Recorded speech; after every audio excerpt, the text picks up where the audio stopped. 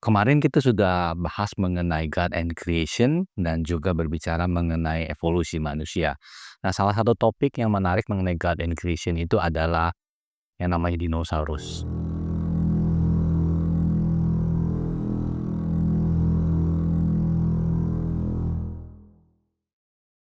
Nah, bagaimana kita melihat dinosaurus itu di dalam kacamata kebenaran firman Tuhan?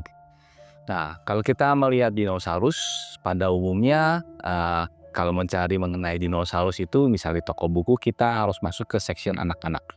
Nah, biasanya di section anak-anak inilah justru muncul buku-buku mengenai dinosaurus.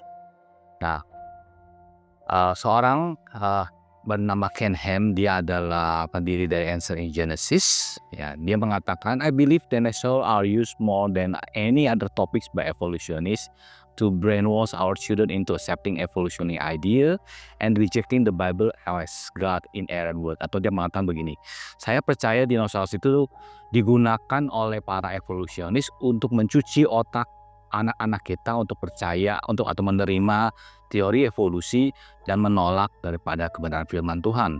Nah, Bapak Ibu sekalian, memang kalau kita mulai begini, seperti pengalaman saya ketika saya mencari buku-buku mengenai dinosaurus di section anak-anak, jelas memang buku-buku yang ada itu berdasarkan teori evolusi. Sangat jarang sekali ditemukan, bahkan bisa dikatakan tidak mungkin ditemukan di toko buku umum berbicara mengenai dinosaurus dari kacamata iman Kristen.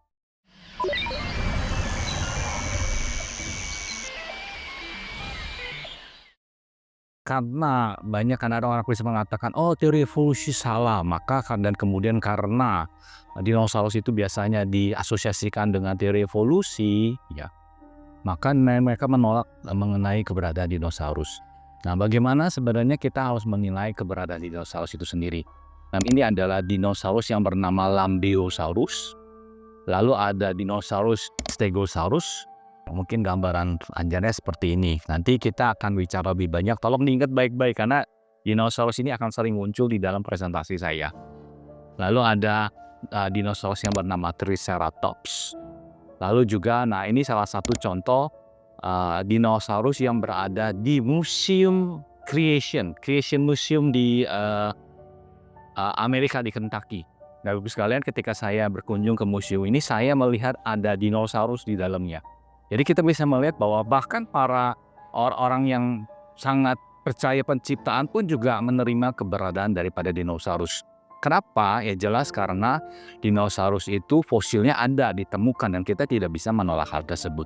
Nah, Bapak sekalian, ini salah satu contoh juga ya, saya sedang berdiri di depan dinosaurus yang bernama Triceratops.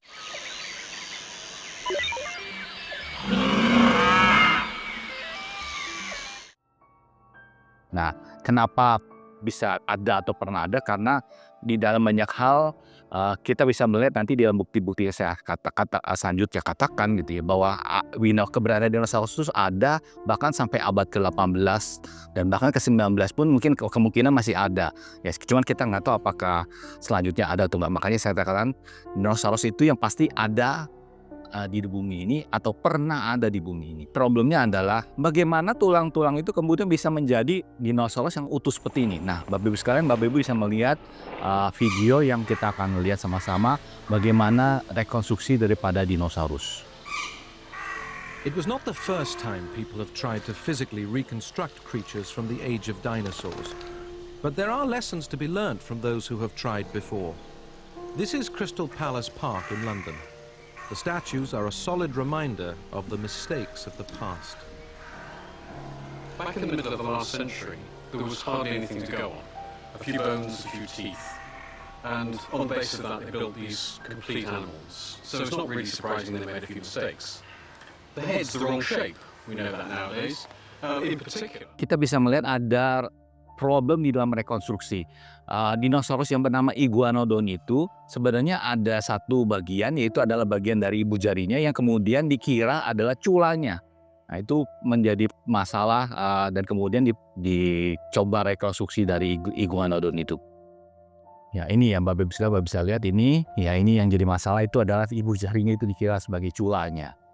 Nah, Bapak Ibu sekalian, rekonstruksi itu ada di dalam banyak hal kita bisa minimal lah, kita bisa melihat bentuk kasar daripada dinosaurus. Nah, cuman ada beberapa hal yang tidak bisa dijelaskan juga dari rekonstruksi dinosaurus itu. Misalkan iguanodon yang tadi, ya, itu apakah dia berjalan dengan 2 kaki atau dia berjalan dengan 4 kaki, itu masih menjadi pertanyaan. Tentu Bapak Ibu sekalian, ini tidak bisa dijelaskan dari hasil rekonstruksi dinosaurus. Lalu kemudian, nah ya, kembali Bapak Ibu sekalian nih, tokoh utama kita Stegosaurus. Nah, ketika dia ditemukan ini kan terpisah, copot nih, sirip-sirip di atasnya copot gitu. Ya jadi copot dan kemudian bagian bawahnya. Nah, lalu kemudian waktu direkonstruksi itu dipertanyakan, apakah sirip-siripnya itu sejajar seperti yang bisa dilihat di gambar yang pertama, atau dia mendatar, ya jadi dia mengarah ke sini, itu seperti di gambar yang ketiga, atau bersilang selang-seling seperti ini di gambar yang kedua. Nah, Bapak Ibu sekalian, ini ya jadi tidak bisa diketahui dari rekonstruksi. Namun memang kebanyakan para ahli sekarang mengatakan bahwa ini kemudian selang-seling, ya. Jadi Bapak Ibu sekalian, kita ini menjadi permasalahan bagi kita karena kita tidak tahu mestinya menyusunnya seperti apa. Dan Bapak Ibu sekalian juga kita bisa melihat di dalam rekonstruksi itu kan cuma ada ditemukan tulang. Lalu posisi hidung itu bagaimana? Para ilmuwan dulunya mengatakan dinosaurus itu hidungnya itu berada di puncak moncongnya. Nah, sekarang mereka mengatakan bahwa hidung dinosaurus itu berada di ujung moncongnya, jauh lebih dekat mulutnya. Jadi berbeda dengan gambar yang pertama di sebelah kiri dengan gambar yang kedua. Nah, ini tidak bisa kita ketahui dari fosil karena lubang hidung itu kan adalah bagian dari daging yang hilang. Karena itu Bapak Ibu sekalian, kemungkinan seperti ini bisa terjadi. Dan itu sekali lagi itu adalah problem di dalam merekonstruksi, ya. Kita tidak tahu secara pasti bagaimana. Nah, Bapak Ibu sekalian, juga tokoh utama T-Rex, Bapak Ibu sekalian, ini tokoh yang dulu sangat terkenal sekali. Di dalam perjalanannya, T-Rex ini dulu pertama-tama digambarkan sebagai predator atau pencari mangsa atau pemburu. Nah, sekarang sudah digambarkan sebagai pemakan bangkai. Nah, Bapak Ibu sekalian, kalau Bapak Ibu melihat film Jurassic Park, maka di dalam film Jurassic Park 1 dan 2, tokoh utamanya adalah T-Rex. Namun di dalam Jurassic Park 3, tokoh utamanya itu adalah Spinosaurus. Ini yang satu T-Rex, yang satu 3. Kenapa di dalam Jurassic Park 3 itu kemudian tokoh utamanya adalah Spinosaurus? Karena sebenarnya Bapak Ibu sekalian ada perkembangan teori yang berbeda. Jadi pada awalnya memang dikatakan T-Rex itu adalah predator. Lalu kemudian di dalam Jurassic Park 3, konsultan dari film ini menyewa seorang ahli dinosaurus yang berasumsi bahwa T-Rex itu adalah pemakan bangkai. Makanya kemudian dirubahlah tokohnya itu menjadi sekarang tokoh utamanya adalah Spinosaurus yang mengejar-ngejar beberapa aktor yang ada di dalamnya. Nah, Bapak Ibu sekalian, ini kita bisa melihat jadi suatu teori itu bisa berkembang di dalam perkembangan waktu, ya, seperti tadi T-Rex, ya, hidung moncongnya bisa berubah, lalu kemudian bahkan dikatakan juga cara dia memangsanya tuh berbeda, apakah dia dari predator kemudian menjadi pemakan bangkai. Nah, Bapak Ibu sekalian, salah satu contoh lagi yang saya mau gunakan adalah gambar daripada ini. Ini ditemukan oleh Fernando Novas. Nah, ketika ditemukan dia mengatakan bahwa dinosaurus ini sangat mirip burung. Nah, Bapak Ibu sekalian, kalau kita melihat secara kritis, kita bisa melihat bahwa sebenarnya tulang yang ditemukan itu hanya tulang panggul, tidak ada tulang kepala dan tidak ada tulang ekor. Bagaimana kita mengatakan bahwa ini dinosaurus mirip burung? Kalau mengatakan ini sebagai dinosaurus, saya masih bisa terima. Tapi kalau ini mana sebagai mirip burung, sebenarnya itu suatu hal yang agak berlebihan karena fosil yang ditemukan itu sangat sedikit. Yes. Jadi untuk masalah rekonstruksi di sini, rekonstruksinya agak berlebihan. Nah, pendapatnya tentang rekonstruksi itu sangat berlebihan. Bahkan gitu ya, paleontolog itu kadang salah mengidentifikasi dinosaurus baru.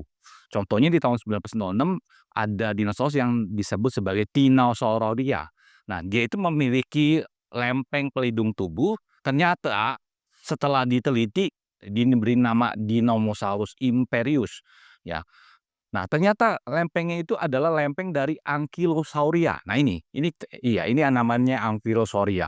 Ya, dan Tyrannosauria itu sebenarnya adalah T-Rex.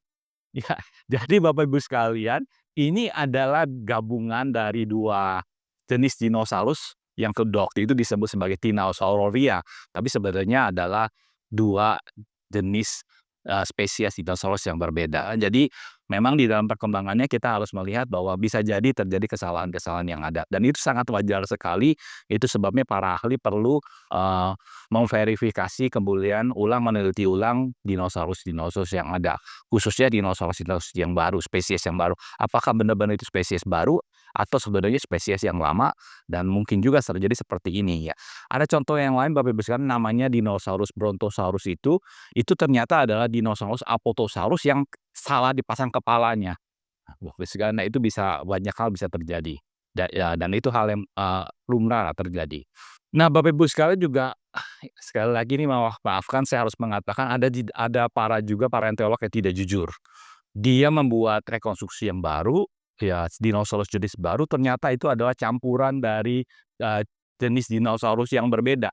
Itu tahun 99 disebutkan ada dinosaurus burung ya, dinamai Archaeoraptor ya, ternyata waktu diteliti lebih lanjut ya, ternyata ini adalah campuran dari 2 makhluk hidup. Jadi Bapak Ibu sekalian kita bisa melihat bahwa, rekonstruksi itu adalah hal yang, baik supaya kita bisa melihat ya, namun memang ada kendala-kendala yang ada di dalam rekonstruksi yang kita bisa, yang dari rekonstruksi kita tahu bahwa kita ada hal yang kita tidak bisa tahu mengenai rekonstruksi dinosaurus, tersebut.